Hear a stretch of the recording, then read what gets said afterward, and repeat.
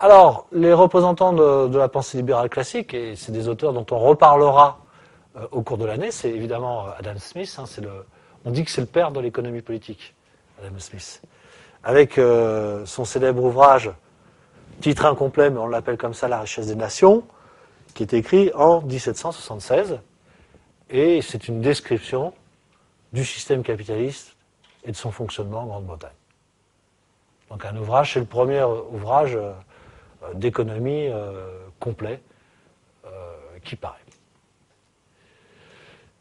Donc le titre complet, La recherche sur la nature et les causes de la richesse des nations, mais on a l'habitude de dire, y compris dans les milieux universitaires, c'est plus simple, la richesse des nations, quoi.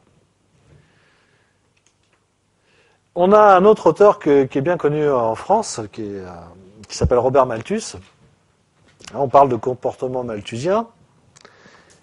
Et lui, il a une théorie de la croissance économique.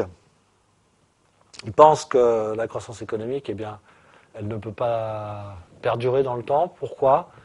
Parce que dès qu'il y a progrès économique, il y a amélioration donc du bien-être des gens, et les gens se reproduisent. Donc on a une augmentation plus importante de la population suite à une croissance économique.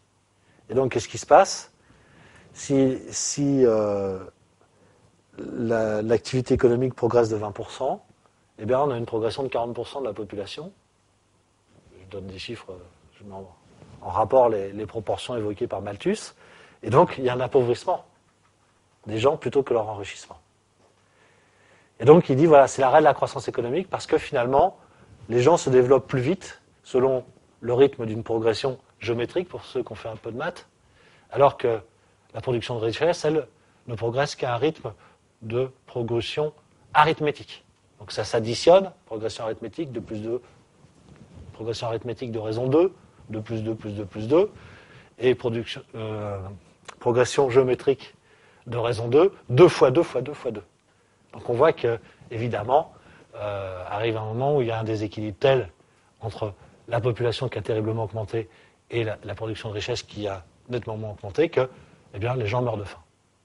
Et Malthus a ces conseils qui nous paraissent aujourd'hui presque criminels. Enfin, je veux dire, jamais personne ne pourrait affirmer ça, et encore moins l'écrire. Et il dit, et qu'est-ce qu'il faut faire dans ce cas-là ? Surtout, n'aidez pas les pauvres, parce que si vous les aidez, vous les encouragez encore à se reproduire davantage. Donc la solution entre ce déséquilibre démographique et la quantité de biens produits par le système économique, eh bien, c'est de laisser la sélection naturelle, entre guillemets, de laisser mourir les gens en excédent par rapport aux ressources. Donc il est contre toute assistance, toute organisation de charité, etc. La conclusion est terrible. Donc Malthus, et on parle aujourd'hui de comportement malthusien. Dès qu'on, pour résoudre une situation, la solution c'est de réduire les choses.